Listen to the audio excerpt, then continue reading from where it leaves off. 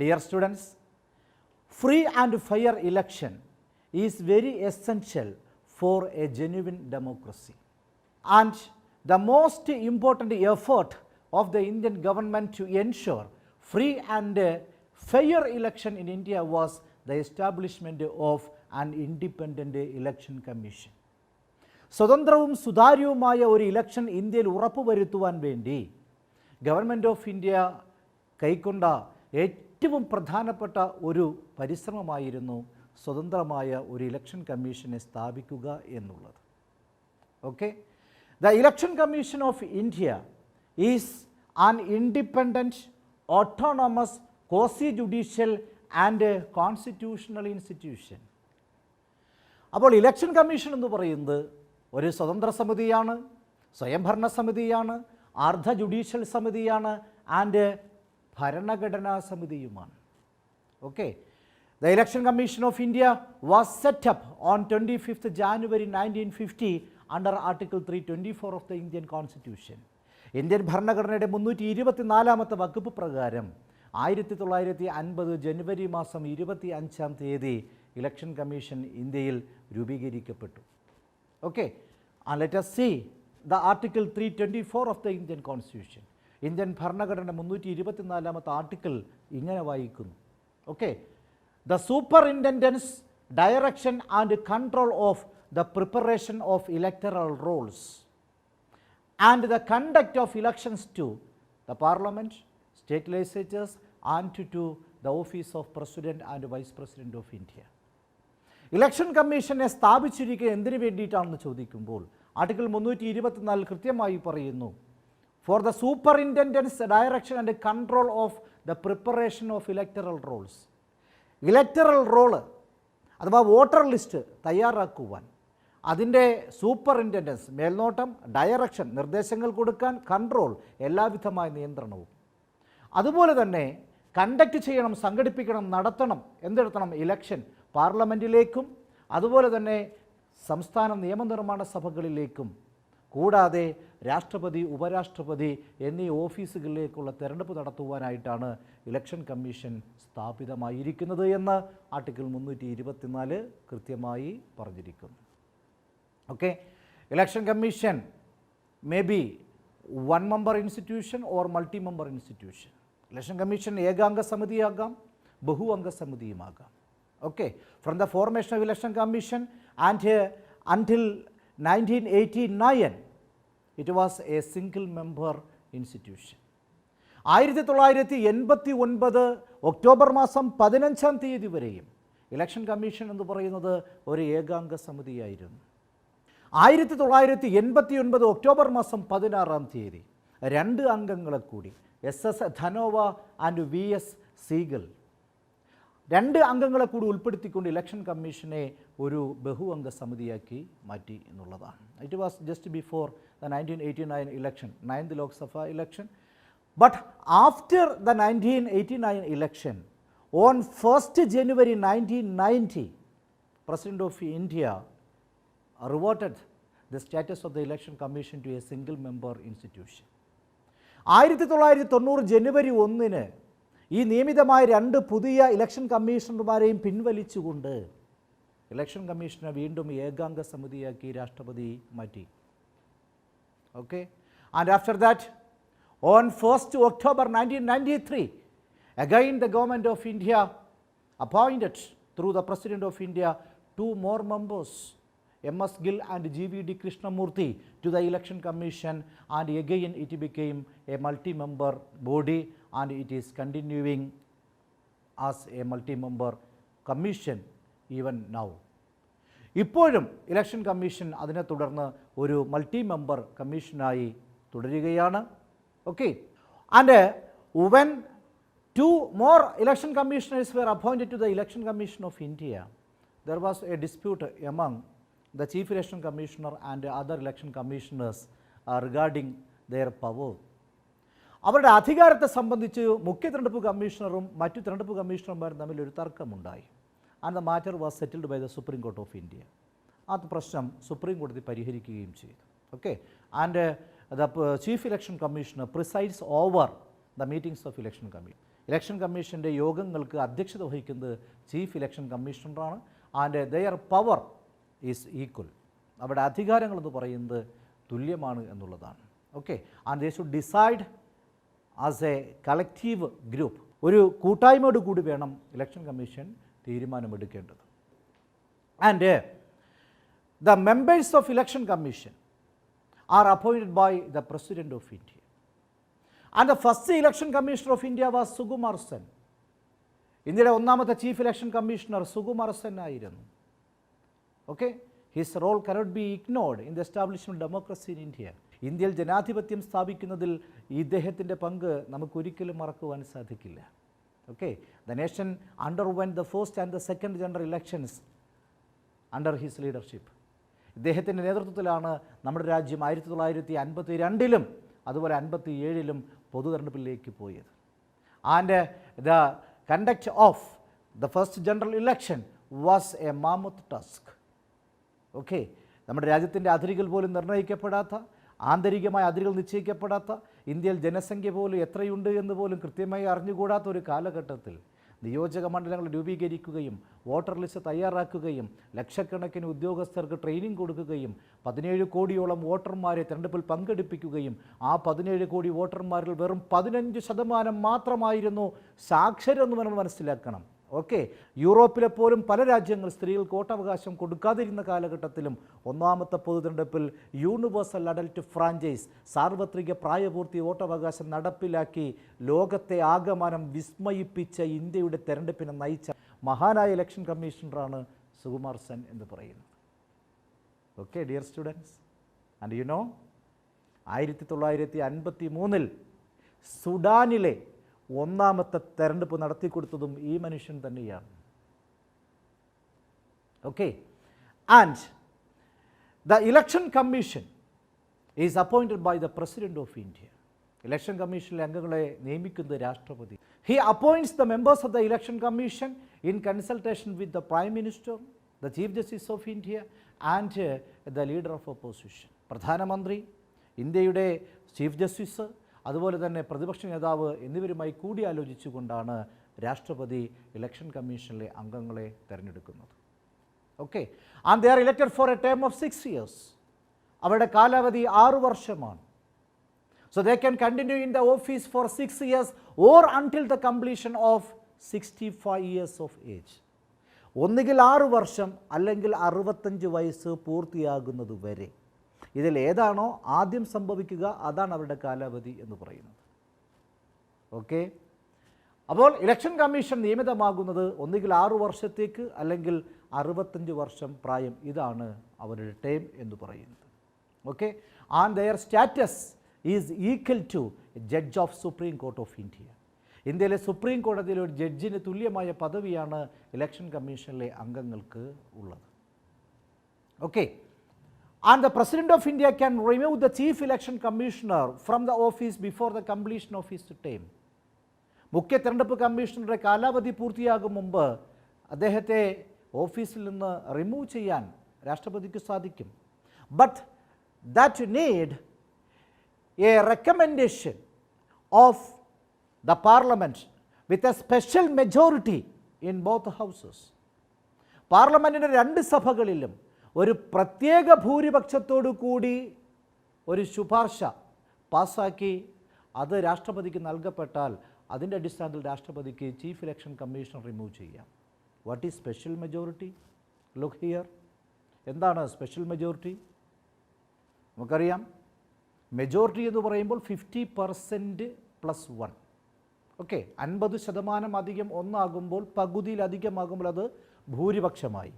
Okay, അപ്പോൾ എന്താണ് special majority? That involves 2 things. 2 കാര്യങ്ങൾ അതിൽ വരുന്നത് അല്ലേ? നമുക്ക് കാണാം എന്തൊക്കെയാണ് പറഞ്ഞേക്കുന്നത്. ഒന്ന്, 2/3 majority of the members present and voting. അങ്ങനെ ഒരു പ്രമേയം പാസ്സാക്കുമ്പോൾ സഭയിൽ സന്നിഹിതരായി വോട്ട് ചെയ്യുന്ന അംഗങ്ങളുടെ 2/3 പിന്തുണ ഉണ്ടായിരിക്കണം. 1. 2, എന്താണ്? A majority of the total membership of the house. സഭയുടെ മൊത്തം അംഗസംഖ്യയുടെ കേവല ഭൂരിപക്ഷവും ഉണ്ടായിരിക്കണം എന്ന് അർത്ഥം. മാഷ് കൃത്യമായി പറഞ്ഞു തരാം. ഉദാഹരണമായിട്ട് നമുക്കറിയാം, നമ്മുടെ ലോക്സഭയിൽ നമുക്ക് 543 തിരഞ്ഞെടുക്കപ്പെട്ട അംഗങ്ങളുണ്ട്. 2 നോമിനേറ്റഡ് കൂടി വരുമ്പോൾ 545 അംഗങ്ങളാകാം. സപ്പോസ് 543 അംഗങ്ങളുണ്ട്. ഓക്കെ, നമ്മുടെ മാജിക് നമ്പർ ലോക്സഭയിലെ മാജിക് നമ്പർ 272 ആണ്. 272 എംപിമാരെ ഒരു പാർട്ടിക്കോ ഒരു മുന്നണിക്കോ സ്വന്തമാക്കാൻ സാധിച്ചാൽ they can form the government. Okay, so 272 is the magic number in our Lok Sabha. നമ്മുടെ ലോക്സഭയിലെ മാജിക് നമ്പർ 272 ആണ്, 272 ആണ്. ഓക്കെ, നോക്കുക, എല്ലാവരും എല്ലാ ദിവസവും വരണമെന്നില്ലല്ലോ. ഓക്കെ, സപ്പോസ് ഒരു ദിവസം ലോക്സഭയിൽ 150 പേരാണ് വന്നതെന്ന് സങ്കല്പിക്കുക. ഓക്കെ, ലോക്സഭ കൂടാൻ എത്ര പേര് വേണം? ലോക്സഭയിലും രാജ്യസഭേൻ്റെ കോറം എന്ന് പറയുന്നത് 1/10 ആണ്. Okay, 10-1 quorum. അപ്പോൾ ലോക്സഭ 150 പേര് ഉള്ള ഒരു ദിവസം സമ്മേളിക്കുന്നു. അന്നാണ് ഇലക്ഷൻ കമ്മീഷനെതിരെ ഒരു പ്രമേയം കൊണ്ടുവരുന്നതെങ്കിൽ സഭയിലുള്ള അംഗങ്ങളുടെ 2/3 ഭൂരിപക്ഷം എന്ന് പറയുമ്പോൾ എത്രയാണ്? 150ന് 2 100. ഓക്കെ, അപ്പോൾ 100 പേര് ആ പ്രമേയത്തോട് അനുകൂലിച്ചു. പക്ഷേ അത് പോരാ. എന്താ കാരണം? ആ 2 എന്ന് പറയുന്നത് സഭയുടെ മൊത്തം അംഗസംഖ്യയുടെ പകുതിയിലധികം കൂടി ആയിരിക്കണം. സഭയിലെ മൊത്തം അംഗസംഖ്യ എത്രയാണ്? 543 ആണ്. ഓക്കെ, അപ്പോൾ അതിലെ ഭൂരിപക്ഷം എത്രയാണ്? 272 ആണ്. ഇവിടെ 180 പേർ വന്നു, അതിൽ 3/2 ഭൂരിപക്ഷമുണ്ട്, അത് 100 ആണ്. പക്ഷേ ആ 100 സഭയുടെ മൊത്തം അംഗസംഖ്യയുടെ പകുതിയിലധികം ആകുന്നില്ലല്ലോ. അപ്പോൾ ആ പ്രമേയം സ്പെഷ്യൽ മെജോറിറ്റിയോടുകൂടി പാസ്സായതായി പരിഗണിക്കുവാൻ സാധിക്കില്ല. ഓക്കെ, എന്തുകൊണ്ടാണ് ഇത്തരം procedures? Because it prevents the government from removing a chief election commissioner because he is not ready to favor the party at the elections. തെരഞ്ഞെടുപ്പിൽ അവരുടെ പാർട്ടിയെ പിന്തുണയ്ക്കാനോ ഫേവറബിളായി തീരുമാനമെടുക്കാനോ തയ്യാറാകാത്തതിൻ്റെ പേരിൽ ഒരു ചീഫ് ഇലക്ഷൻ കമ്മീഷണറെയൊക്കെ മാറ്റാൻ ഭരണകക്ഷിക്ക് കഴിയരുത്. അത്തരത്തിലൊരു ഇൻഡിപെൻഡൻസും അദ്ദേഹത്തിൻ്റെ ടെനുവറിന്, അദ്ദേഹത്തിൻ്റെ ഓഫീസിന് സെക്യൂരിറ്റിയുമാണ് ഇത്തരം പ്രൊവിഷനിലൂടെ നൽകപ്പെടുന്നത്. And dear students, in the case of the other election commissioners, the president can remove them on the advice of the chief election commissioner. Chief election കമ്മീഷണറുടെ ഉപദേശപ്രകാരം, ശുപാർശ പ്രകാരം രാഷ്ട്രപതിക്ക് മറ്റു തെരഞ്ഞെടുപ്പ് കമ്മീഷണർമാരെ റിമൂവ് ചെയ്യാവുന്നതുമാണ്. Okay, dear students, let we discuss the major functions of the election commission. Election കമ്മീഷൻ്റെ പ്രധാനപ്പെട്ട ചുമതലകളിലേക്ക് നമുക്ക് പോകാം. ആർട്ടിക്കിൾ 324 തന്നെ നമ്മൾ പറഞ്ഞു. എന്താണ് പറഞ്ഞേക്കുന്നത്? Superintendence, direction and control. മേൽനോട്ടം വഹിക്കണം, നിർദ്ദേശം കൊടുക്കണം, നിയന്ത്രിക്കണം. എന്തിനെ? Preparation of electoral rolls, electoral roll തയ്യാറാക്കുന്നതിന് അഥവാ വോട്ടർ പട്ടിക തയ്യാറാക്കുന്നതിന് ഈ 3 കാര്യങ്ങൾ ചെയ്യണം. കൂടാതെ കണ്ടക്റ്റ് ചെയ്യണം. എന്തൊക്കെയാണ്? ലോക്സഭയിലേക്കുള്ള ഇലക്ഷൻ, രാജ്യസഭയിലേക്കുള്ള ഇലക്ഷൻ, അതുപോലെ സംസ്ഥാന നിയമനിർമ്മാണ സഭകളിലേക്കുള്ള ഇലക്ഷൻ, യൂണിയൻ ടെറിട്ടറീസിലെ ഇലക്ഷൻ, അതുകൂടാതെ രാഷ്ട്രപതിയുടെ ഉപരാഷ്ട്രപതിയുടെ ഓഫീസുകൾ തിരഞ്ഞെടുപ്പിനെ എല്ലാം തന്നെ കണ്ടക്റ്റ് ചെയ്യണം. ആ കണ്ടക്റ്റ് ചെയ്യുമ്പോൾ അതിനെ പൂർണ്ണമായി superintendence, direction and control election കമ്മീഷൻ്റെതാണ്. Okay, then the functions, the major functions of election commission can be described as the following. നമുക്ക് താഴെ പറയുന്നത് പോലെ കാണാൻ സാധിക്കും. Okay, prepare the up-to-date electoral roll. Up-to-date electoral roll means കാലികമാക്കപ്പെട്ട voter പട്ടിക തയ്യാറാക്കുക എന്നുള്ളതാണ്. എന്താ അതിൻ്റെ അർത്ഥം? കൂട്ടിച്ചേർക്കേണ്ടവരെ കൂട്ടിച്ചേർക്കണം, ഒഴിവാക്കേണ്ടവരെ ഒഴിവാക്കണം. ഓക്കെ, മരണപ്പെട്ടവരെ ഒഴിവാക്കണം. ചിലപ്പോൾ ഒരു മണ്ഡലത്തിൽ നിന്ന് മറ്റൊരു മണ്ഡലത്തിലേക്ക് മാറി താമസമുള്ളവരെ അങ്ങോട്ട് ഷിഫ്റ്റ് ചെയ്യേണ്ടി വരും. ഓക്കെ, അതുപോലെ തന്നെ പുതിയ വോട്ടേഴ്സിനെ ഉൾക്കൊള്ളിക്കണം. അത്തരത്തിൽ അപ് ടു ഡേറ്റായ ഇലക്ടറൽ റോൾ തയ്യാറാക്കുക എന്നുള്ളതാണ് ഒന്നാമത്തെ കാര്യം. Okay, secondly, determine the timing of election. ഇലക്ഷൻ്റെ സമയക്രമങ്ങൾ നിശ്ചയിക്കുക. And prepare the election schedule. ഇലക്ഷൻ്റെ ഒരു ഷെഡ്യൂൾ തയ്യാറാക്കുക എന്നുള്ളതാണ്. ഓക്കെ, ഇലക്ഷൻ്റെ ഷെഡ്യൂൾ തയ്യാറാക്കുന്ന പറയുമ്പോൾ പ്രധാനമായി വരുന്ന കാര്യം നമുക്ക് നോക്കാം. ഇലക്ഷൻ ആരംഭിക്കും മുമ്പ് എന്തെല്ലാം കാര്യങ്ങൾ ചെയ്തു വയ്ക്കണം നമുക്കറിയാം. ഡീലിമിറ്റേഷൻ കമ്മീഷനുമായി ചേർന്നുകൊണ്ട് നിയോജക മണ്ഡലങ്ങളുടെ അതിരുകൾ നിശ്ചയിക്കണം. അവയിലെ ജനസംഖ്യയുടെ ആനുപാതികമായിട്ടുള്ള കണക്കെടുക്കണം. എന്നിട്ട് അത് പട്ടികജാതിക്കാർക്കും പട്ടികവർക്കും സംവരണം ചെയ്യേണ്ടതിനെ സംവരണം ചെയ്യണം. Okay, then electoral role, voter list തയ്യാറാക്കണം. ഇതെല്ലാം കഴിഞ്ഞാൽ പിന്നീട് എന്താണ്? ഇലക്ഷൻ ഷെഡ്യൂളിലേക്ക് പോവുകയാണ്. എന്തൊക്കെയാണ് അവിടെ ചെയ്യുന്നത്? ഒന്നാമത്തെ കാര്യം നോട്ടിഫിക്കേഷൻ ഓഫ് ഇലക്ഷൻ. ഇലക്ഷൻ വിജ്ഞാപനം പുറപ്പെടുവിക്കുക എന്നുള്ളതാണ്. ഓക്കെ, ഇലക്ഷൻ വിജ്ഞാപനം പുറപ്പെടുവിച്ചു കഴിഞ്ഞാൽ the election commission should decide the date of nomination, the first and last date of nomination. നാമനിർദ്ദേശം സമർപ്പിക്കാനുള്ള ആദ്യ തീയതി, അവസാന തീയതി എന്നിവ ഇലക്ഷൻ കമ്മീഷൻ ഡേറ്റ് നിശ്ചയിക്കണം. Okay, then the date of scrutiny, ആ നാമനിർദ്ദേശ പത്രികകൾ സൂക്ഷ്മ പരിശോധനയ്ക്ക് വിധേയമാക്കുന്ന അവസാന തീയതി എന്നാണ് നിശ്ചയിക്കണം. Okay, the final date of withdrawal of nominations, നാമനിർദ്ദേശ പത്രിക പിൻവലിക്കുവാനുള്ള അവസാന തീയതി എന്നാണെന്ന് നിശ്ചയിക്കണം. Okay, then it should fix the date of polling, തിരഞ്ഞെടുപ്പ് നടക്കുന്ന ദിവസം നിശ്ചയിക്കണം. Okay, and the date of counting and announcement of results, ആ വോട്ട് എണ്ണേണ്ടുന്ന ദിവസം എന്നാണ്, അതിൻ്റെ ഫലം പ്രഖ്യാപിക്കേണ്ടതെന്നാണ് എന്നീ ദിവസങ്ങളെല്ലാം ഇലക്ഷൻ കമ്മീഷൻ തീരുമാനിക്കേണ്ടത്. All these are part of determining the schedule of the election. And thirdly, the election commission can do everything to ensure free and fair election. സ്വതന്ത്രവും സുതാര്യവുമായ ഒരു തെരഞ്ഞെടുപ്പ് നടപ്പിലാക്കാൻ വേണ്ടി, സാധ്യമാക്കുവാൻ വേണ്ടി എല്ലാ തീരുമാനങ്ങളും ഇലക്ഷൻ കമ്മീഷന് കൈക്കൊള്ളാം എന്ന് പറയുമ്പോൾ, first of all it can frame and implement A model code of conduct for the parties, candidates and even for the voters. ഒരു മാതൃകാ പെരുമാറ്റച്ചട്ടം രൂപീകരിക്കാം, അത് നടപ്പിലാക്കാം. രാഷ്ട്രീയ പാർട്ടികൾക്കും സ്ഥാനാർത്ഥികൾക്കും വോട്ടർമാർക്കും എല്ലാം ബാധകമാകുന്ന ഒരു മാതൃകാ പെരുമാറ്റച്ചട്ടം, ഒരു ഇലക്ഷൻ, സ്വതന്ത്രവും സുതാര്യവുമായ ഒരു ഇലക്ഷൻ സാധ്യമാക്കുന്നതിൻ്റെ ഭാഗമായി ഇലക്ഷൻ കമ്മീഷൻ അത് ചെയ്യാറുണ്ട്.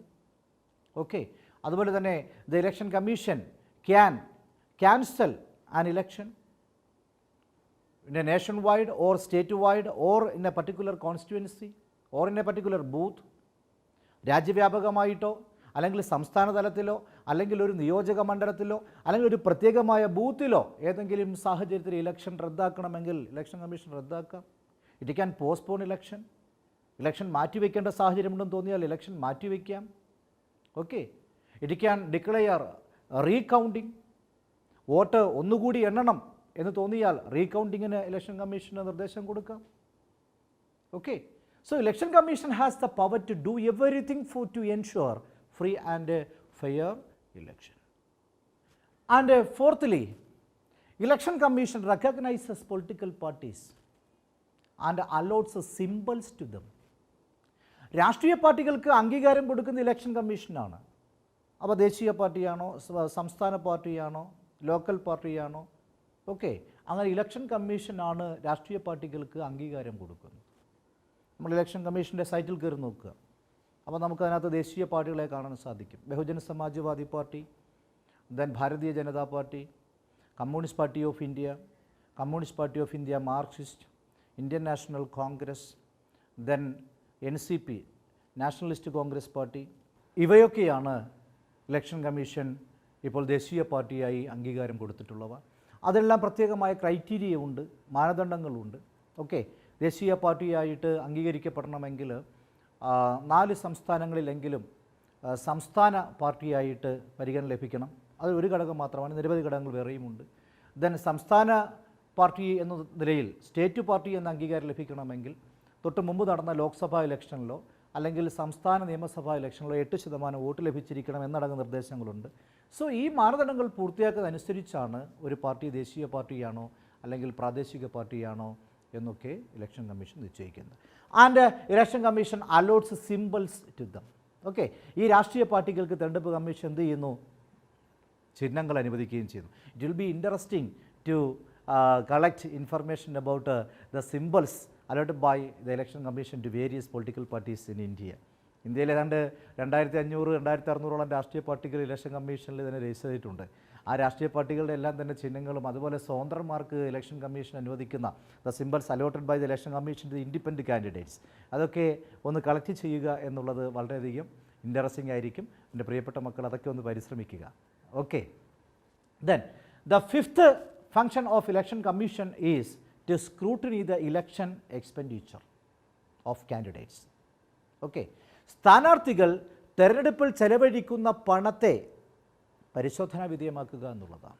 Okay, there is A limit for Lok Sabha election, then assembly election, Lok Sabha ഇലക്ഷനിലും assembly ഇലക്ഷനിലും ഒക്കെ ഒരു സ്ഥാനാർത്ഥിക്ക് എത്ര രൂപ ചെലവഴിക്കാൻ സംബന്ധിച്ചൊരു പരിധിയുണ്ട്. ആ പരിധിക്കുള്ളിൽ നിന്നുകൊണ്ട് തന്നെയാണോ സ്ഥാനാർത്ഥികൾ പണം ചെലവഴിക്കുന്നത് എന്ന് വിലയിരുത്താനായിട്ട് ഇലക്ഷൻ കമ്മീഷന് അധികാരമുണ്ട്. And the election commission will appoint expenditure observers in almost all constituencies. എല്ലാ നിയോജക മണ്ഡലങ്ങളിൽ ഇലക്ഷൻ കമ്മീഷൻ ഈ തെരഞ്ഞെടുപ്പ് ചെലവുകൾ നിരീക്ഷിക്കാൻ വേണ്ടി ഒബ്സർവേഴ്സിനെ നിയമിക്കാറുണ്ട്. അവർ ക്യാമറയുമായിട്ടൊക്കെ നടന്ന് ഇങ്ങനെ കാര്യങ്ങളൊക്കെ പിടിക്കും. ഓക്കെ, അത്തരത്തിലുള്ള സംവിധാനങ്ങളൊക്കെ ഇലക്ഷൻ കമ്മീഷൻ ചെയ്യാറുണ്ട്. And sixthly, election commission advises the president on matters of disqualification of MPs and MLAs. MPമാരുടെയും MLAമാരുടെയും ഒക്കെ അയോഗ്യത സംബന്ധിച്ച വിഷയങ്ങളിൽ രാഷ്ട്രപതിക്ക് ഉപദേശം കൊടുക്കാനും ഇലക്ഷൻ കമ്മീഷന് അധികാരമുണ്ട്. Okay, and finally the election commission prepares and submits an annual report to the president of India.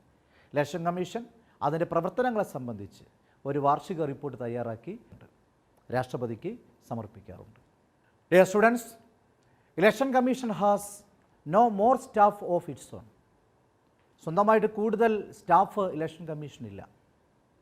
Election commission conducts the election and all the procedures of election through the officers, the civil servants of both central government and state governments.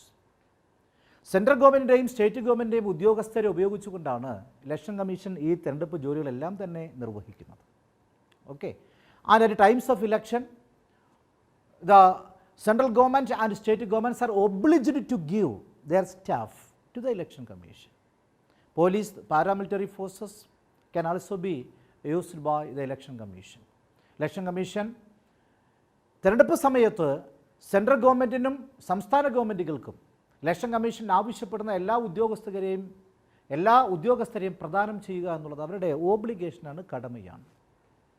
Okay, and the election commission has the power to transfer the officers and it can prevent the transfer of officers. Election കമ്മീഷന് വേണമെങ്കിൽ ഉദ്യോഗസ്ഥരെ transfer ചെയ്യാം, അതുപോലെ വേണമെങ്കിൽ transfer തടയുകയും ചെയ്യാം. Okay, and the election commission has the power to punish the servants if they are violating the principles of impartiality. Non പാർട്ടിസാനായിട്ട് ഏതെങ്കിലും ഒരു കക്ഷിയോട് പ്രത്യേക ആഭിമുഖ്യമില്ലാതെ തന്നെ തെരഞ്ഞെടുപ്പുകൾ നടത്തേണ്ടതും നിഷ്പക്ഷത പാലിക്കേണ്ടതും ഓരോ തെരഞ്ഞെടുപ്പ് ഉദ്യോഗസ്ഥൻ്റെയും കടമയാണ്. അതിൽ വീഴ്ച വരുത്തുന്ന ഉദ്യോഗസ്ഥർക്കെതിരെ അച്ചടക്ക നടപടി സ്വീകരിക്കുവാനും ഇലക്ഷൻ കമ്മീഷന് അധികാരമുണ്ട്. ഓക്കെ, പ്രിയപ്പെട്ട കുഞ്ഞുങ്ങൾ മനസ്സിലാക്കേണ്ടത്, ഇലക്ഷൻ കമ്മീഷൻ ഇലക്ഷൻ നടത്തുന്നു എന്ന് പറയുമ്പോൾ, ഇപ്പം നമ്മൾ കഴിഞ്ഞു പഞ്ചായത്ത് ഇലക്ഷൻ കഴിഞ്ഞു, നമ്മുടെ വീടിനടുത്ത് ബൂത്തുണ്ട് അല്ലേ, ആ ബൂത്തിലേക്ക് ഇലക്ഷൻ കമ്മീഷൻ നേരിട്ട് വന്നിട്ടാണോ ഇലക്ഷൻ നടത്തുന്നത്? അല്ല. അപ്പോൾ അതിൻ്റെ താഴെ തട്ടിലേക്ക് ഓരോ ഘടകത്തിലേക്കും എന്ത് ചെയ്യുന്നു, ഇലക്ഷൻ കമ്മീഷൻ ഉദ്യോഗസ്ഥരെ നിയമിക്കുകയാണ്. Okay, and in the case of a state, the election commission appoints chief electoral officer to supervise the election procedure. ഒരു സംസ്ഥാനത്തിലെ തെരഞ്ഞെടുപ്പിൻ്റെ ചുമതലകൾ ഇലക്ഷൻ കമ്മീഷൻ നിയമിക്കുന്ന ചീഫ് ഇലക്ടറൽ ഓഫീസർക്കായിരിക്കും. And such chief electoral officers will be appointed by the election commission in consultation with the state government concern or the union territory administration. അത്തരത്തിൽ chief electoral ഓഫീസർമാരെ election commission നിയമിക്കുന്നത് ആ സംസ്ഥാനത്തിലെ ഗവൺമെൻറ്റുമായിട്ടും അല്ലെങ്കിൽ കേന്ദ്രഭരണ പ്രദേശമാണെങ്കിൽ അവിടുത്തെ ഭരണ സംവിധാനവുമായിട്ട് കൂടി ആലോചിച്ചുകൊണ്ടായിരിക്കും ചീഫ് ഇലക്ടറൽ ഓഫീസർമാരെ നിയമിക്കുന്നത്. Okay, and the election task of A particular district is given to district electoral officer. ഒരു ജില്ലയിലെ ഇലക്ഷൻ്റെ പ്രവർത്തനങ്ങളെ കണ്ടക്ട് ചെയ്യുക, അതിനെ സൂപ്പർവൈസ് ചെയ്യുക എന്നുള്ളത് ഒരു ഡിസ്ട്രിക്റ്റ് ഇലക്ടറൽ ഓഫീസറുടെ ചുമതലയാണ്. അദ്ദേഹത്തെ നിയമിക്കുന്ന ഇലക്ഷൻ കമ്മീഷനാണ് in consultation with the state government or union territory. Okay, സംസ്ഥാന ഗവൺമെൻറ്റുമായിട്ട് കൂടിയാലോചിച്ചുകൊണ്ടാണ് ഡിസ്ട്രിക്റ്റ് ഇലക്ടറൽ ഓഫീസറെ നിയമിക്കുന്നത്. And he will be supervised by the chief electoral officer. Okay, and the task of the conduct of election in a constituency is given to a returning officer. ഒരു നിയോജക മണ്ഡലത്തിലെ ഇലക്ഷൻ്റെ ചുമതല എന്ന് പറയുന്നത് ഇലക്ഷൻ കമ്മീഷണർ നിയമിക്കപ്പെടുന്ന റിട്ടേണിംഗ് ഓഫീസർക്കാണ്. And he is also appointed by the election commission in consultation with the state government. For the conduct of election in a constituency, the election commission entrusts the task with the returning officer, and the election commission may appoint assistant returning officers to help him. അപ്പോൾ ഒരു നിയോജക മണ്ഡലത്തിൽ, അത് ലോക്സഭാ നിയോജക മണ്ഡലമായാലും സംസ്ഥാന നിയോജക മണ്ഡലമായാലും അവിടുത്തെ ചുമതലകൾ നിർവഹിക്കാനായിട്ട് റിട്ടേണിംഗ് ഓഫീസറെയാണ് നിയമിക്കുന്നത്. And he will be appointed by the election commission in consultation with the state government. Okay, അദ്ദേഹത്തെ സഹായിക്കാൻ അസിസ്റ്റൻറ്റ് റിട്ടേണിംഗ് ഓഫീസർമാരെയും നിയമിക്കാറുണ്ട്. ഓക്കെ, വീണ്ടും താഴെത്തട്ടിലേക്ക് വരുമ്പോൾ ഇന്നെ പോളിംഗ് ബൂത്ത്, ഒരു പോളിംഗ് ബൂത്തിൽ the task of conducting election is entrusted with presiding officer. അവിടെ പ്രിസൈഡിംഗ് ഓഫീസറാണ് ഈ ചുമതലകൾ നിർവഹിക്കേണ്ടത്. ആൻഡ് അദ്ദേഹത്തിനെ സപ്പോർട്ട് ചെയ്യാൻ he will be assisted by some electoral officers or polling officers. അദ്ദേഹത്തെ സഹായിക്കാൻ കുറേ പോളിംഗ് ഉദ്യോഗസ്ഥരും ഉണ്ടാകും. Okay, and all them will be appointed by the district electoral officer. അവരെ നിയമിക്കുന്നത് ഡിസ്ട്രിക്റ്റ് ഇലക്ടറൽ ഓഫീസർ ആയിരിക്കും. ഓക്കെ, അപ്പോൾ ഇത്തരത്തിൽ സ്റ്റേറ്റിൽ, അതുപോലെ ജില്ലയിൽ, അതുപോലെ പാർലമെൻറ്റ് നിയോജക മണ്ഡലത്തിൽ, ഓക്കെ, അത് കഴിഞ്ഞ് പോളിംഗ് ബൂത്തിൽ ഒക്കെ സിസ്റ്റമാറ്റിക്കായിട്ട് ഉദ്യോഗസ്ഥരെ ഇങ്ങനെ വിന്യസിച്ച് ഇലക്ഷൻ കമ്മീഷൻ തെരഞ്ഞെടുപ്പ് നടത്തുകയാണ് ചെയ്തത്. Okay dear students, and the preparation of electoral roll that is entrusted with electoral registration officer, ERO. Electoral registration ഓഫീസറാണ് നിയോജക മണ്ഡലങ്ങളുടെ വോട്ടർ പട്ടിക തയ്യാറാക്കുന്നത്. Okay, and finally dear students, as per the 73rd and 74th Amendment of the Indian Constitution, there is State Election Commission for the superintendence, direction and control of the preparation of electoral rolls and conduct of election to panchayats and municipalities. പഞ്ചായത്തിലേക്കും മുനിസിപ്പാലിറ്റിയിലേക്കുള്ള തെരഞ്ഞെടുപ്പുകൾ നടത്തുവാനായി സംസ്ഥാന election commission രൂപീകരിക്കണമെന്നാണ് 73-74 ഭരണഘടനാ ഭേദഗതികൾ നിഷ്കർഷിക്കുന്നത്. As per that article 243K clause 1 കൃത്യമായി ഇത് പറയുന്നുണ്ട്. 243K ക്ലോസ് 1 അത് പറയുന്നുണ്ട്. And he will be the state election commission will be appointed by the governor of the state. സംസ്ഥാന ഗവർണറാണ് നിയമിക്കുന്നത്. നെക്സ്റ്റ് ക്ലോസിൽ 243K ക്ലോസ് 2 പറയുന്നത് he has the equal status of a judge in high court. ഹൈക്കോടതിയിലെ ഒരു ജഡ്ജിക്ക് തുല്യമായ പദവിയാണ് അദ്ദേഹത്തിനുള്ളത്.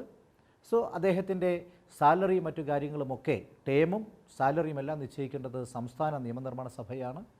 അദ്ദേഹത്തിനെ റിമൂവ് ചെയ്യുമ്പോൾ അദ്ദേഹത്തിന് ഹൈക്കോടതി ജഡ്ജിയുടെ തുല്യ പദവി കൊടുത്തുകൊണ്ടുള്ള നടപടികൾ മാത്രമേ സ്വീകരിക്കുവാനും പാടുള്ളൂ. Okay dear students, so in this class we studied about the election commission.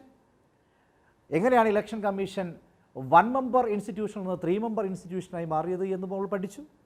Election കമ്മീഷൻ്റെ പ്രധാനപ്പെട്ട ചുമതലകൾ നമ്മൾ ഈ ക്ലാസ്സിലൂടെ പഠിച്ചു കഴിഞ്ഞു. ഓക്കെ, ഇലക്ഷൻ കമ്മീഷൻ അതിൻ്റെ ഇലക്ഷൻ നടത്തുന്നത്, ഉദ്യോഗസ്ഥരെ വിന്യസിക്കുന്നത് ഏതെല്ലാം രീതിയിലാണ്, ക്രമത്തിലാണ് എന്നും നമ്മൾ ഈ ക്ലാസ്സിൽ ചർച്ച ചെയ്ത് കഴിഞ്ഞു.